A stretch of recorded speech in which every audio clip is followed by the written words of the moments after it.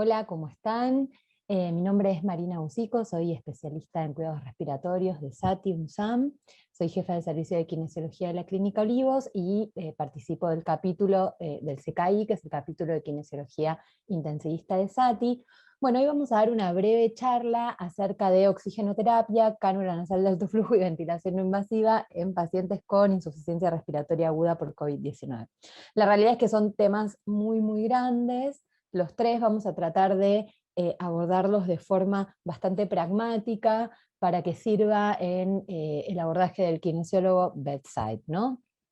Ojalá les sirva. Bueno, una breve introducción respecto de la enfermedad, el SARS-CoV-2, la insuficiencia respiratoria aguda, que tiene una forma de neumonía en los pacientes que cursan con insuficiencia respiratoria aguda, digamos. En el análisis por microscopio de tejidos de pacientes que habían fallecido, lo que se vio es el daño alveolar difuso, incluso en pacientes que no habían recibido ventilación mecánica, fase exudativa y fibroproliferativa, al igual que en los pacientes con distrés, infiltrado intersticial, shunt como mecanismo de hipoxemia, aumento del espacio muerto, hipoxemia severa con compliance cuasi normal en un grupo de pacientes, en otros no, y todas estas son similitudes a los pacientes que conocíamos con el síndrome del distrés respiratorio, ¿no? Del adulto. La realidad es que había algunas diferencias en términos de la severa hipoxemia, y este es un corte transversal de una tomografía, cuyo objetivo era ver justamente la perfusión de las venas de pequeño calibre, y lo que se observó es justamente que había una redistribución de flujo fuera de las venas de pequeño calibre hacia las de mayor calibre. Y esto podría hablar de una fisiopatología que subyace a esta enfermedad, que es la formación de microtrombos y que podría justificar esta hipoxemia severa y feliz que padecen los pacientes con insuficiencia respiratoria aguda. Existe un montón de evidencia respecto de por qué las medidas no invasivas son tan útiles en terapia intensiva. Básicamente porque generan menos complicaciones infecciosas, y justamente en esta enfermedad del COVID hemos visto que las complicaciones infecciosas son casi el doble o el triple de lo que son habitualmente las complicaciones infecciosas en pacientes ventilados por otras causas, y esto genera incremento de los días de ventilación mecánica, incremento del uso de sedantes y bloqueantes neuromusculares, así como de la estadía tanto en terapia intensiva como hospitalaria. También el hecho de evitar, digamos, la invasividad genera menos incidencia de debilidad asociada a la terapia intensiva, con impacto en los outcomes funcionales a largo plazo.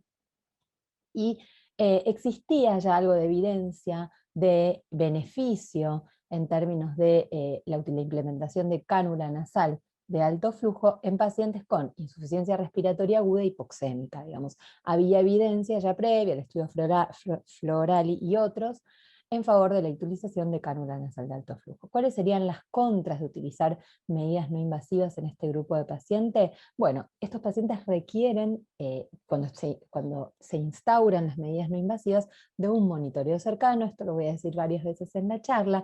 Esto genera que una mayor utilización de EPP, que es lo que necesitamos para ingresar a la habitación y efectivamente poder monitorear bedside al paciente.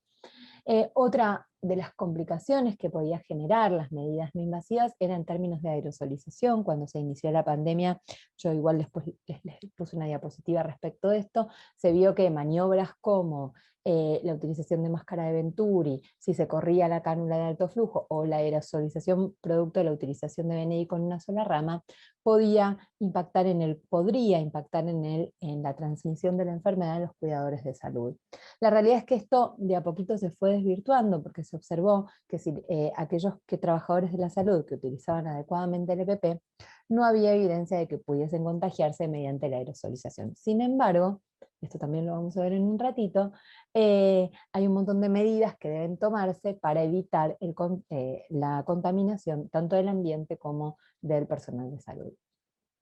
Bueno, y había algo también de evidencia en contra de la utilización de ventilación no invasiva en pacientes con insuficiencia respiratoria aguda hipoxémica. Ustedes saben que la ventilación no invasiva, y también lo vamos a ver en un rato, tiene indicación sobre todo en pacientes con insuficiencia respiratoria aguda hipercápnica, y en la aguda hipoxémica en poblaciones seleccionadas, como son, por ejemplo, los posquirúrgicos, el edema agudo de pulmón, etc. Bueno, otra razón por la que las medidas no invasivas podíamos dudar de ellas, de su implementación, es este patient CILI, que es la lesión autoinfligida por la ventilación mecánica, y tiene que ver como el mismo concepto de la injuria generada por la ventilación mecánica invasiva, pero en los pacientes que están despiertos y generan enorme presión transpulmonar, y con esto más lesión a nivel, más estrés y más strain a nivel pulmonar.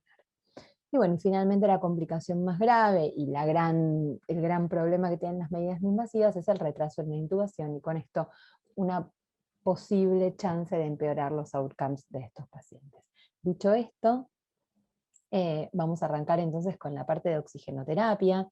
Estos pacientes, dijimos ya en la introducción, que son pacientes que cursan con hipoxemia severa, y la administración de oxigenoterapia se debe realizar paciente a paciente de acuerdo a la saturación de oxígeno de hemoglobina, ¿no?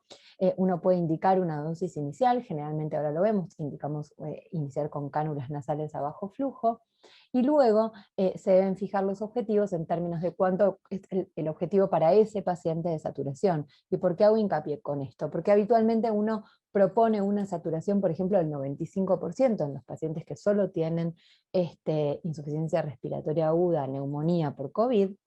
Pero, por ejemplo, si el paciente además tiene enfermedad pulmonar obstructiva crónica, quizás el objetivo de saturación sea menor. ¿Y por qué dije 95 y no 92, que es el punto de corte que usamos habitualmente con los pacientes en ventilación mecánica? Es justamente porque los pacientes que reciben cánula nasal con oxígeno son pacientes que están despiertos, que se mueven, que comen, que habitualmente van al baño o se movilizan en la cama. Entonces estos pacientes probablemente ante los movimientos se genere desaturación, insaturación. Entonces por eso buscamos un target un poquito más alto, de 95%, para que si desciende la saturación no baje por debajo de 90, 92, que es el objetivo básico mínimo de saturación para la adecuada oxigenación tisular de todos, digamos, los tejidos del cuerpo. Les mencionaba entonces que uno debe implementar la cánula nasal de bajo flujo como probablemente primer estrategia terapéutica frente a la hipoxemia, siempre y cuando tengamos claras las causas, ¿no? Si tenemos un paciente que tiene COVID y que tiene una tomografía compatible con esto, o un test positivo donde el COVID es detectable, bueno, podemos asumir que esta hipoxemia es de esa causa. Si no, tendremos que ir a buscar la causa. Recuerden que gran parte de estos pacientes, como dijimos en la introducción, cursan con TEP, embolismo de pulmón, y esto está bueno ir a mirarlo, ya sea con una tomografía específica y también a través de la ecografía de los miembros inferiores. Muy bien. Ahí les dejo una tablita para justamente recordar que aproximadamente cuál es la concentración de fracción inspirada de oxígeno de acuerdo a la tasa de flujo que uno incorpore. ¿Por qué decimos que es aproximada? Porque esto va a depender del patrón ventilatorio del paciente. Es decir, si el paciente toma aire y tiene un esfuerzo inspiratorio importante, parte de ese oxígeno que entra por la cánula se va a mezclar aún más con el aire del ambiente, y por ende caería la fracción inspirada de oxígeno. Mientras que si el paciente no está taquipneico y no tiene esfuerzo, esto probablemente sí, 1 litro, por ejemplo, corresponde al 24%, 2 litros al 28%, 3 al 32%, 4 al 36% y 5 al 40%. Habitualmente no utilizamos más de 5 litros de oxígeno por cánula nasal a bajo flujo, porque suele ser incómodo. Y recordar que no es necesario la humidificación y calentado de la cánula nasal a bajo flujo, salvo que el paciente así lo refiera, ¿no? Que refiere a cierta incomodidad por la cánula, la saturación que nosotros establecimos para ese paciente no se alcanza, pues bien, habrá que pasar a una máscara de Venturi. Con la máscara de Venturi podemos ver que, de acuerdo a la que ustedes tengan disponible, hay dos conectores. Uno verde, esta les cuento que es la que más se utiliza, ustedes tendrán que conocer las que se usan en su institución.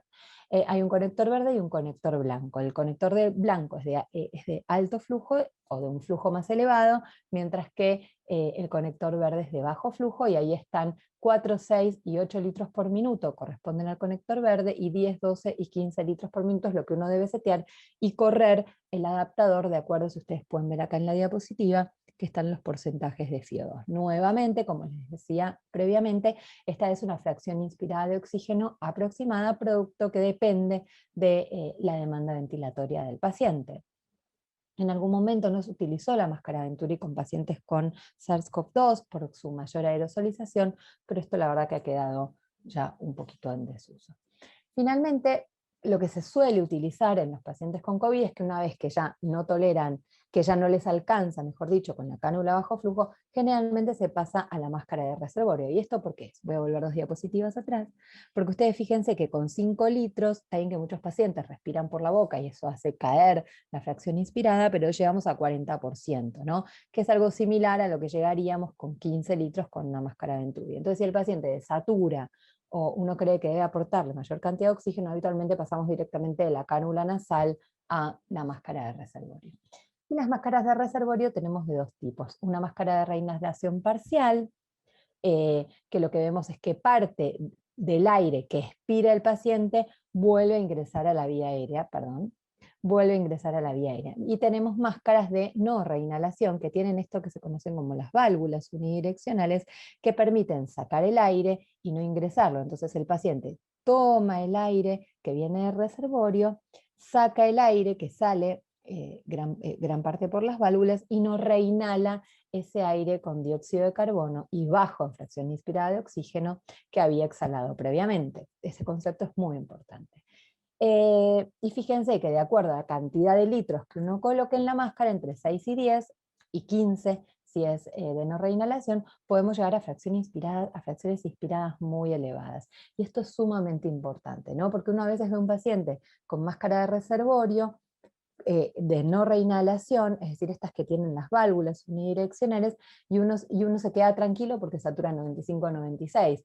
Pero si ese paciente tiene una fracción inspirada cercana a 1 y tiene 70 de PO2, y va a tener algo de 70, o si tiene FiO2 de 0,8, 80 de PAFI. Y es una PAFI muy bajita, así que hay que tener cuidado, dado que estas máscaras generan alta fracción inspirada de oxígeno.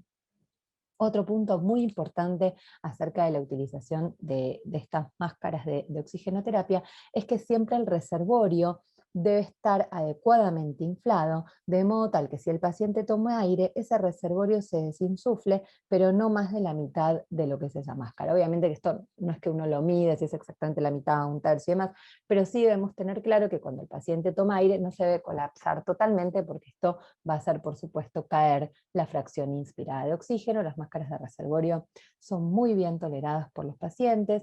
La única complicación es que si el paciente quiere alimentarse, la verdad que es más complicado. Ahí lo que nosotros proponemos es ya sea correrla, alimentarse y volver a colocarla, o en ocasiones si el paciente se queda quieto, capaz tolere una cánula nasal a un poquito más de flujo de 5, pero por un rato mientras se alimenta, y luego volvemos a la máscara de reservorio. Muy bien, yo les mencionaba previamente que una de las complicaciones de la oxigenoterapia y de algunos dispositivos que acabamos de ver tenían que ver con la aerosolización, ¿no? La capacidad de justamente que parte del aerosol con infección, digamos, con SARS-CoV-2, sea liberado al ambiente, y que esto pueda ser ya sea inhalado por el personal de salud o por algún otro paciente, ¿no? Y acá lo que observamos es que, fíjense, que las cánulas de alto flujo, que todavía no conversamos de ellas, a 60 litros pueden llegar a 17 centímetros de distancia, en algún momento se habló un poco más, y en la medida que yo bajo la cantidad de litros, esto disminuye. Las máscaras, las máscaras simples, que serían las máscaras Venturi, tienen algo de 10 centímetros, mientras que las máscaras de no reinhalación tienen, fíjense, la Venturi está acá, 40 centímetros es un poquito más, mientras que las máscaras de no reinhalación 20 centímetros, ¿no? Esa Simple Mask es la que nosotros no utilizamos habitualmente, que es una máscara que no tiene, digamos, la posibilidad de fijar la fracción inspirada de oxígeno. Así que esta es un poco la tasa de aerosolización que generan estos dispositivos, y recuerden, bueno, ahora lo vamos a ver en alto flujo, que podría ser un poco más si la cánula se desliza por fuera de la narina del paciente. Esto lo vemos en un ratito. Muy bien, hasta acá dispositivos de oxigenoterapia. Vamos a hablar de la cánula nasal de alto flujo, que también es un dispositivo de oxigenoterapia. Recordar que la cánula nasal de alto flujo no genera soporte ventilatorio, así que no sería homologable su función a la de cualquier estrategia de soporte ventilatorio, como ser ventilación no invasiva o ventilación invasiva, sino que si uno quisiera equipararlo, se parece más a un dispositivo de oxigenoterapia que a un dispositivo de soporte ventilatorio. Bueno, en términos de la definición, es aplicación de oxígeno a alto flujo, que se expandió a partir de los años 2000. Bueno, tiene una fuente de oxígeno, acá sí, que genera alto flujo, entre 25 y 60 litros por minuto. Un sistema de humidificación y calentado, porque así, acá sí el flujo es mucho más alto que lo que el paciente puede tolerar y puede humidificar por sí mismo, ¿no? Con su vía aérea natural. Tiene un circuito de una rama y una interfaz nasal que varía de acuerdo a la marca que utilicemos. La humidificación activa, dos palabras acerca de esto, tiene que tener alambre caliente, es decir, tiene que evitar que se condense el líquido dentro de la tubuladura, para así de esa manera evitar justamente la dificultad del clearance del líquido, y además evitar que se aerosolice el ambiente, ¿no? Bueno, ¿cuáles son los mecanismos de acción de la cánula nasal de alto flujo y por qué hay esto que yo les contaba, que hay evidencia de estudios previos en pacientes con insuficiencia respiratoria aguda hipoxémica, como ser una neumonía, con outcomes muy importantes en términos de mortalidad y de evitar la intubación? Bueno, porque en principio la cánula nasal de alto flujo genera una fracción inspirada de oxígeno constante, genera un flujo inspiratorio superior al del paciente. Y esto es súper importante, porque en la medida que esto sucede, el paciente rápidamente va a bajar su frecuencia respiratoria, porque el flujo es mayor a las demandas que tiene el paciente, que eran los que yo les contaba antes cuando se mezclaba con el aire. Bueno, tiene un efecto de washout de la vía aérea superior, por eso hay algunos trabajitos que han evidenciado que pueden ser útiles en pacientes con insuficiencia respiratoria aguda hipercápnica, no severamente hipercápnicos, no los que tienen acidemia, pero sí en los que tienen algo de hipercapnia, pero sin acidemia, justamente a partir de lavar el espacio muerto de la vía aérea superior. Bueno, mejora la humidificación.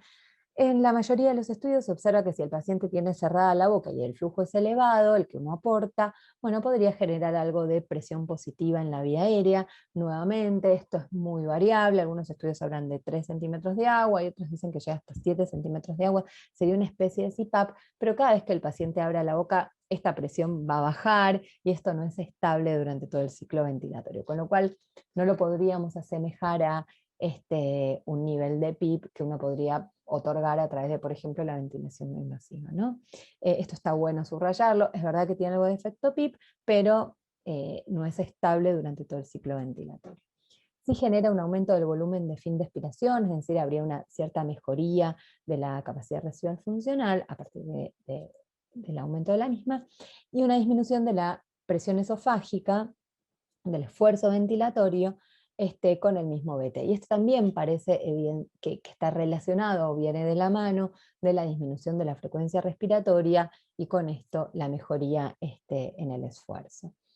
¿Qué efectos fisiológicos tiene? Bueno, mejora la aproximación a la PaFi-O2, es decir, como yo les decía, en los dispositivos de oxigenoterapia previos, tanto la cánula nasal, la máscara de Venturi, como las máscaras de no reinhalación, las máscaras de reservorio, la verdad es que tener una fracción inspirada de oxígeno fija es un poco difícil. No es que tampoco con la cánula de alto flujo es 100% certera, pero nos ajustamos más si el paciente cierra la boca, si está bien colocada la cánula, ahora les voy a contar un poquito de esto, uno podría tener una fracción inspirada de oxígeno más certera. Bueno, disminuye la frecuencia respiratoria y mejora el trabajo respiratorio, eso se los mencioné ya previamente. Favorece el clearance mucociliar y esto tiene que ver justamente con la humidificación adecuada, esto humidifica las secreciones y permite la expectoración. Contrabalanceo del autopip, si el paciente tiene autopip, a partir de esta generación de PIP externa, que yo les conté que aunque no es muy estable, algo de PIP se genera con niveles altos de flujo, bueno, esto podría contrabalancearla y mejorar la mecánica pulmonar en pacientes que tengan autopip, por ejemplo los EPOC. Mejora el volumen pulmonar, esto es la capacidad residual funcional, y podría mejorar el strain, esto ya es un poco más complejo. Bien, voy a volver a contarles algo respecto de la administración, de la implementación, perdón. Recuerden que la cánula nasal, hay varios talles de cánula nasal, recuerden que debe ocupar el tamaño de la cánula el 50% de la narina. Nunca debe estar toda la narina, digamos, ocluida por la cánula nasal de alto flujo. Y respecto de las presiones que se utilizan, digamos, del flujo, perdón, que se utiliza, habitualmente empezamos con flujos elevados porque entendemos que es un paciente que está con alta demanda ventilatoria o con caída en la oxigenación, especialmente en esta patología, así que en general iniciamos con 60 litros por minuto de flujo y con una fracción inspirada de oxígeno necesaria para la saturación objetivo que hayamos establecido, por ejemplo, 95%. Y después, una vez que el paciente le colocamos la cánula, le explicamos y demás, luego si el paciente, por ejemplo, no tolerase los flujos tan elevados, podemos bajarlos un poquito a 50 litros por minuto, por ejemplo, para mejorar la tolerancia del paciente al dispositivo, que a veces les resulta un poco molesto porque la verdad que el flujo es muy elevado. Muy bien, ¿cuáles son las cosas que debemos considerar en términos de monitoreo de estos pacientes? Primero, quería contarles que de acuerdo a nuestra experiencia, y esto es basado en la experiencia porque todavía no hay evidencia, de hecho los estudios que hay acerca de Pronovigil no van a favor del mismo, nosotros utilizamos en SARS-CoV-2 cánula nasal de alto flujo con Pronovigil como una estrategia combinada, ¿no? Acá la verdad es que solo les voy a contar del alto flujo, pero bueno, nuevamente esta es evidencia de ni siquiera expertos, es experiencia de 1 año y medio de trabajar con estos pacientes, pero no hay estudios que podamos todavía asegurar que impacte en términos de intubación o de mortalidad. Muy bien, dicho esto, ¿cuáles son lo que debemos monitorear en los pacientes con cánula nasal de alto flujo? Bueno, inicialmente el intercambio gaseoso. Digamos, si hay un criterio por el que uno coloca la cánula de alto flujo en estos pacientes es porque están con hipoxemia. Entonces, lo que debemos considerar es monitorear la PaFiO2 y la PCO2, se puede colocar una línea arterial para esto, y está bueno una vez que uno coloca tener un primer, digamos, control de estado ácido-base para poder evaluar todo el medio interno de forma adecuada, ¿no? Una vez que hacemos eso y que el medio interno nos parece que está adecuado y que no debemos hacer mayores correcciones, podemos seguirlo a través de la SAFIO2, que ahora les voy a mostrar una diapositiva. Respecto del trabajo respiratorio, digamos, si hay un criterio por el que uno debe suspender la utilización de cánula nasal de alto flujo y pasar a un método invasivo, es si el paciente presenta incremento del trabajo respiratorio. Es decir, la utilización de músculos accesorios, asincronías, patrón ventilatorio alterado, en lugar de ser tóraco abdominal, que pase a ser, por ejemplo, cuando toma aire, paradoja del tórax o paradoja del abdomen, es decir, que cuando toma aire, en lugar de expanderse tanto el tórax como el abdomen, se expande el abdomen y no se expande el tórax, o al revés, eso es la paradoja. ¿Cómo puede monitorearse el trabajo respiratorio? Bueno, de forma invasiva, con presión esofágica, esto no se utiliza en la práctica diaria, pero esa sería como la forma más certera, ¿no?, de poder medir el trabajo respiratorio. Y ahora les voy a contar algunas otras formas no invasivas donde también podemos monitorear el trabajo respiratorio. La frecuencia respiratoria, este es otro punto que no podemos dejar de monitorear, digamos, si el paciente ingresa con frecuencia respiratoria elevada, supongamos 30 respiraciones por minuto, y ese es nuestro criterio de intubación, y el paciente en la medida que tiene el alto flujo, espero 10 minutos, 15 minutos, 1 hora, y no disminuye su frecuencia respiratoria, bueno, esto es un signo, digamos, de que probablemente vaya a fallar la implementación de cánula nasal de alto flujo. Por supuesto que uno hace monitoreo hemodinámico. Aquellos pacientes que presentan falla en hemodinámica, esta es la contraindicación más clara de la utilización de cualquier medida invasiva, ¿no? Paciente con requerimiento de inotrópicos en aumento, ¿no? No el paciente que por ahí necesita 2 mililitros de noradrenalina, pero paciente que uno lo ve mal perfundido, que uno ve que requiere altos niveles de inotrópicos y moderados también, ese paciente probablemente no se beneficie de estrategias no invasivas y uno deba pasar a estrategias invasivas. Así que por eso el monitoreo hemodinámico es tan relevante. El patrón ventilatorio, algo les mencionaba previamente. Yo acá les pongo algunas medidas invasivas como para que sepan que estas son, digamos, las que serían más interesantes: tomografía por impedancia eléctrica, volúmenes pulmonares, pero uno puede hacer, por supuesto, una observación del patrón ventilatorio y a partir de ello el monitoreo. Y es muy importante también el confort y la disnea, digamos. Estos pacientes a veces requieren varios días para mejorarse con cánula nasal de alto flujo, y es importante, ¿no?, intentar charlar con ellos y ver respecto de su confort y de su disnea, si el paciente aún con eso se mantiene disneico, si no tolera la interfaz, si no logra, por ejemplo, en nuestro caso, que lo combinamos con decúbito-prono, el prono, a veces les ponemos analgésicos y demás, y con eso no va, bueno, estos pacientes probablemente sean candidatos a la ventilación mecánica invasiva.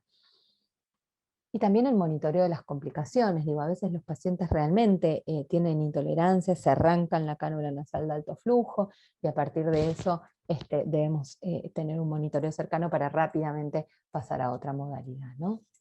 Bueno, acá estaba lo que les mencionaba previamente respecto del intercambio gaseoso.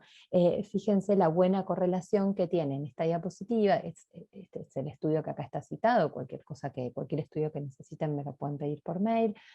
Esta es la PaFio2 y esta es la SaFio2, como se dice, que es la saturación de pulso y la fracción inspirada de oxígeno, y del otro lado es la presión arterial de oxígeno sobre la fracción inspirada de oxígeno, ¿no? Sabemos que para la PaFi tenemos que sacar un espacio base, es decir, tenemos que pinchar la arteria, mientras que la saturación es la saturación periférica de pulso, que es muy sencilla de valorar. Y vemos que hay una buena correlación, ¿no? Un R elevado, así que hay que no son intercambiables, sin embargo, ¿no? Pero sí tienen buena correlación. Muy bien, y acá está lo que yo les contaba respecto del trabajo respiratorio. Dijimos que la mejor forma probablemente sea poner un catéter esofágico y medir el trabajo respiratorio. Esto en la práctica diaria, y menos en pacientes despiertos y no ventilados, es más difícil de hacer. Con lo cual está esta escala que a mí me resultó muy útil, que valora la frecuencia respiratoria, el aleteo nasal, como ustedes lo pueden ver en la foto, la contracción del esternocleidomastoideo como accesorio de la inspiración, es decir, que el paciente está reclutando músculos accesorios para respirar porque con el diafragma no le está alcanzando, y también tiene lo que se llama expiración activa o contracción de los músculos expiratorios abdominales, y esos también son por palpación. Si el paciente tiene una escala de trabajo respiratorio mayor a 4, es un paciente que uno debería tener un monitoreo cercano porque es factible que requiera ventilación mecánica invasiva. Entonces, si por ejemplo, bueno, yo ya les voy a contar al final que nosotros no recomendamos la utilización de cánula nasal de alto flujo fuera de la unidad crítica, pero si ustedes les solicitaran iniciar este tratamiento fuera del área crítica y un paciente desarrolla una escala de trabajo respiratorio mayor a 4, bueno, sin duda ese paciente debe tener prioridad en el ingreso a un área crítica por el pronto requerimiento de ventilación mecánica invasiva. Bueno, ¿cuáles son las complicaciones de la cánula nasal de altos flujos? Hay complicaciones menores, como intolerancia, lesión en la mucosa, que se rompa la cánula, que haya que cambiarla. Muchas veces nos pasa que notamos que el paciente no nos parece que la fracción inspirada sea adecuada, y a veces lo que pasa es que la cánula le quedó pequeña, entonces le ponemos una cánula más grande y el paciente mejora. Y complicaciones mayores, que ya las mencionábamos previamente, que era como el retraso de la intubación, y esto de la injuria autoinfligida por la cánula nasal de alto flujo, por las presiones, ¿no? Es interesante seguir a estos pacientes con SARS-CoV-2 también a través de marcadores inflamatorios y marcadores infecciosos, porque estos marcadores inflamatorios nos van a decir si nosotros podemos seguir esperando una mejoría, una pronta mejoría del paciente, o si el paciente lo sigue incrementando los marcadores inflamatorios, probablemente este paciente vaya a requerir ventilación mecánica invasiva, o al menos uno tiene que estar más atento para ello, ¿no? Entonces, bueno, acá les mencionaba lo que les dije previamente, que nosotros creemos que dado que estos pacientes empeoran muy rápidamente, estos pacientes deben estar en un lugar donde puedan estar adecuadamente monitoreados, y esto en general es el área cerrada, ¿no? La unidad de terapia intensiva. Muy bien, les traje solo un trabajito de alto flujo en pacientes con COVID. Ya les dije que no hay estudios randomizados y controlados que permitan la implementación de cánula nasal de alto flujo por sobre otras estrategias, porque no hay evidencia para ello. Sin embargo, este estudio es un estudio retrospectivo de 36 centros en España, en pacientes con COVID que requirieron ventilación mecánica invasiva o cánula nasal de alto flujo en el día 1 de ingreso a la unidad, ¿no? Y ellos lo que hicieron fue tratar de comparar estos dos grupos. Y los macharon por propensity score, que lo que significa es que trataron de buscar en los que se habían ventilado inicialmente de forma invasiva y los que habían iniciado cánula nasal de alto flujo, intentar buscar aquellos pacientes que se parecieran más, ¿no? En términos de género, edad, comorbilidades, parámetros inflamatorios, digamos, trataron de que se parezcan lo más posible para decir, bueno, estos dos pacientes que eran muy parecidos en sus características previas y en cómo ingresaron a la terapia intensiva, y un grupo recibió cánula nasal de alto flujo y otro ventilación mecánica invasiva, ¿cómo les fue? Entonces de 468 se quedaron solo con 60 en cada grupo, por esto de que había muchos pacientes que eran diferentes, ¿no? Y el outcome que evaluaron fue días de libres de ventilación mecánica al día 28, y estadía en terapia intensiva, ¿no? Y lo que vieron al día 28 también, es que el grupo de los de cánula nasal de alto flujo, que son los rosados, tuvieron más días libres de ventilación mecánica, con una una diferencia de medias de 8 días, es decir, 8 días menos los que usaban alto flujo, y también una diferencia de medias de 8 días en estadía, ¿no?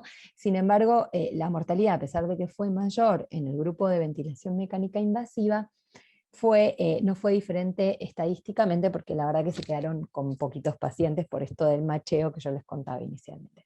Así que este es el estudio que yo creo que es eh, más interesante y más prolijo, no me salía la palabra, perdón, en términos de cánula nasal de alto flujo y su comparación con ventilación mecánica invasiva en outcomes un poquitito más duros, ¿no? Muy bien. Pasamos entonces rápidamente a la ventilación invasiva. Bueno, acá la cosa es un poco más difícil. Eh, la implementación invasiva en pacientes con SARS-CoV-2 con falla respiratoria aguda hipoxémica se ha utilizado, se utiliza, pero la verdad es que acá sí la evidencia previa es pobre. Es decir, como yo les decía, bueno, ahora avanzamos y les muestro una diapositiva.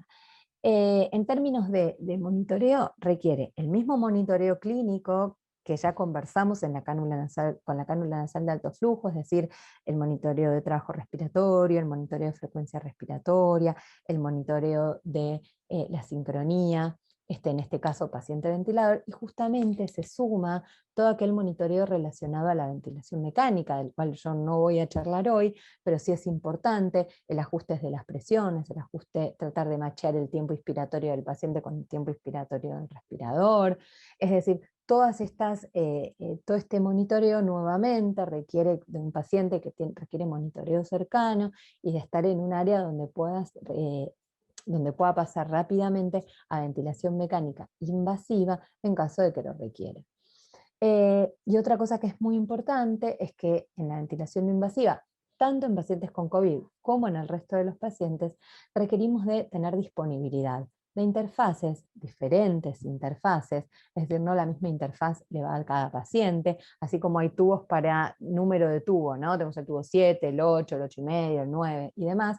Debemos tener máscaras de distintos tamaños, oronasales, faciales, aquellas que puedan tolerar mejor el paciente al que queremos rescatar con ventilación no invasiva y prevenir la intubación, ¿no? Digo rescatar porque son pacientes que están en insuficiencia respiratoria aguda.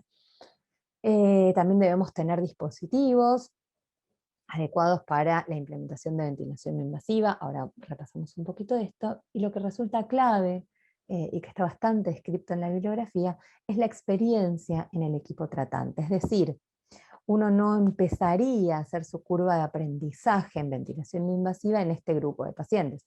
Uno, ¿dónde empezaría a utilizar ventilación no invasiva? En los pacientes que sabemos en los que hay evidencia, ¿no? Esta es la última revisión de Rochberg, es del 2017, pero es la última que hay de ventilación no invasiva. Esta es una guía de práctica clínica donde se hicieron las recomendaciones de acuerdo a GRADE, que es es una escala que lo que permite es valorar la evidencia, y en base a la evidencia de la utilización, en este caso de BNI, en las diferentes poblaciones, generar una recomendación, ¿no?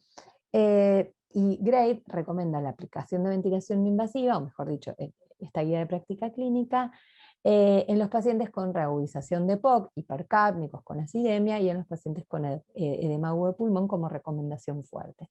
Y recomendación condicional o leve, todas esas que vemos ahí: insuficiencia respiratoria aguda en el postquirúrgico, esta es insuficiencia respiratoria aguda hipoxémica, en los cuidados paliativos, en el tórax inestable, cuando extubamos a ventilación no invasiva a pacientes hipercápnicos, o cuando hacemos BNI en la extubación para prevenir la falla y acelerar el proceso de destete.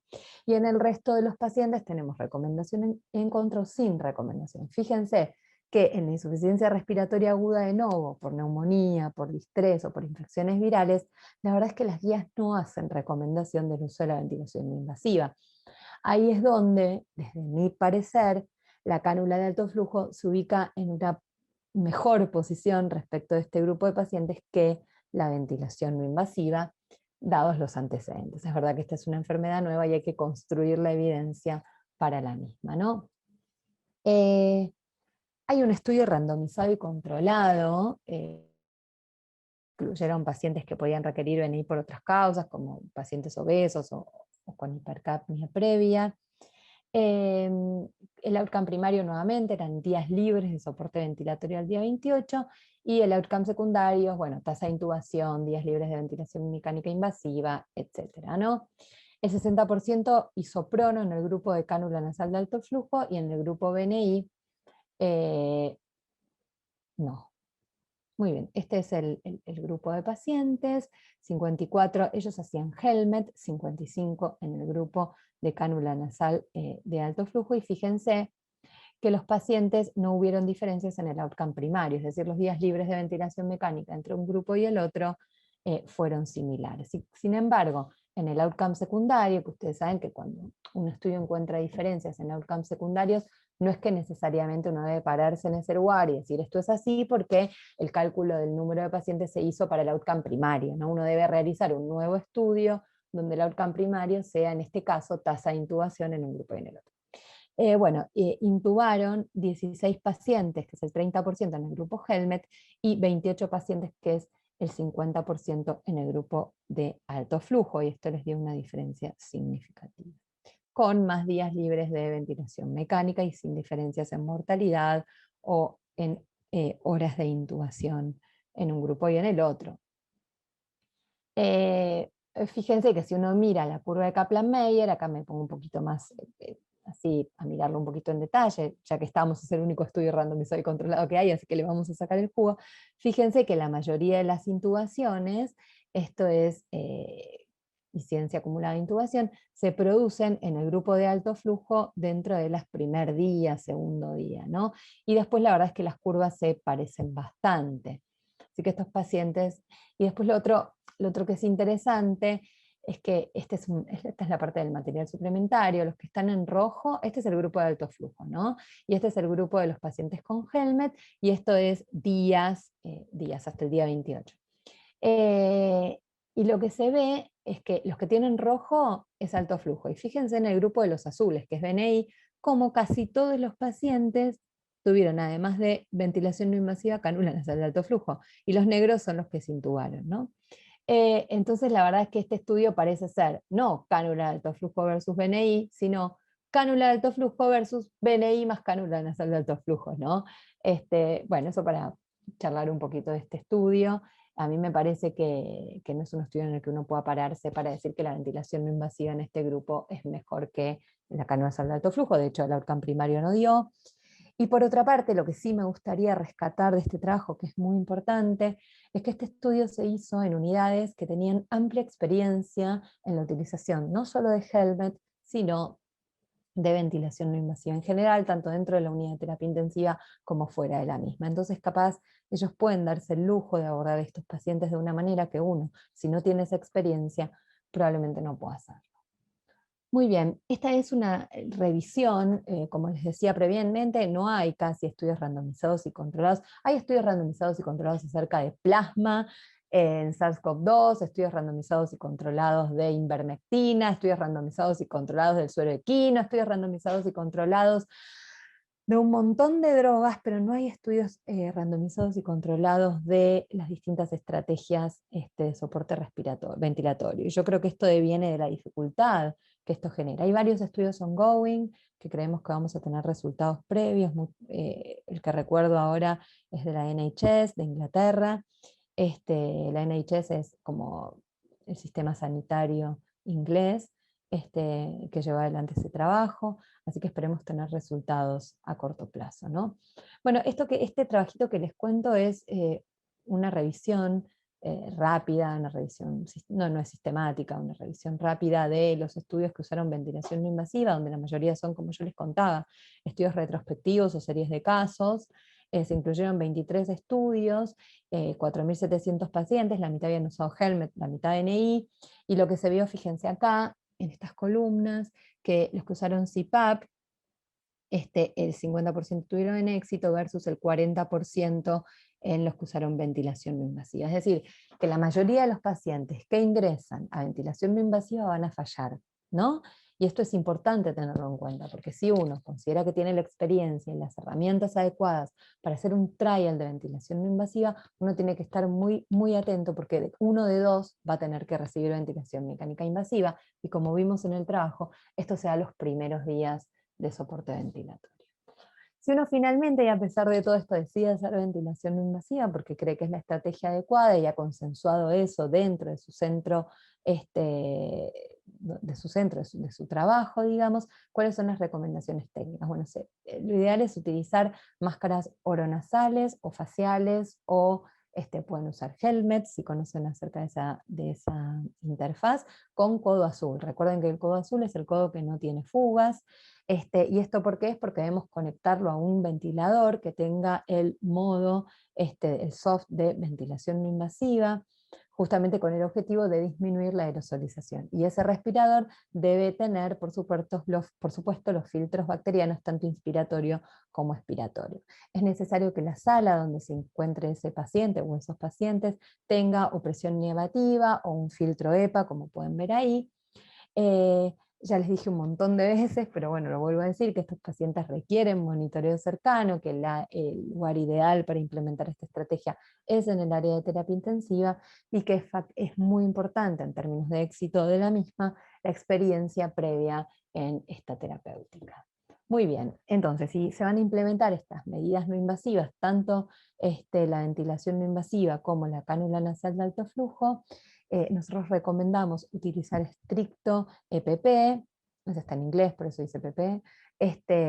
Esto es, bueno, gafas, barbijo N95 con el otro barbijo quirúrgico arriba, bueno, camisolín, guantes, bueno, y algunos usan la máscara facial, también está recomendado. Y un adecuado tanto colocación como retiro de ese EPP, ¿no? Eso es muy importante para evitar cometer errores. El uso de presión negativa dentro de la habitación o los filtros EPA, o al menos la apertura de ventanas con la posibilidad de hacer un clearance del ambiente, ¿no? De ventilar, pero idealmente presión negativa o filtros EPA. El ingreso limitado del personal, bueno, esto es una doble vara, porque me cansé de decir que hay que hacer monitoreo cercano y, bueno, probablemente tenga que ser la misma persona entonces la que ingrese varias veces para ver el estatus del paciente. Si uno pudiese tener monitoreo central, esto ayuda, pero nunca reemplaza la posibilidad de ver al paciente y valorar sobre todo el trabajo respiratorio que yo les contaba. Les hablé que si es ventilación no invasiva, la interfaz más adecuada para el paciente con doble rama y el filtrado, e idealmente una habitación individual, encender y apagar el equipo de forma digamos, sincronizada para evitar esto de que se corra la cánula. En ocasiones se les pide a los pacientes con cánula de alto flujo que se coloquen un barbijo quirúrgico, esto disminuye la aerosolización. Muy bien, hasta acá las recomendaciones, ojalá sean útiles. Si tienen dudas o consultas pueden escribirme, marinabusico@gmail.com, y muchas gracias.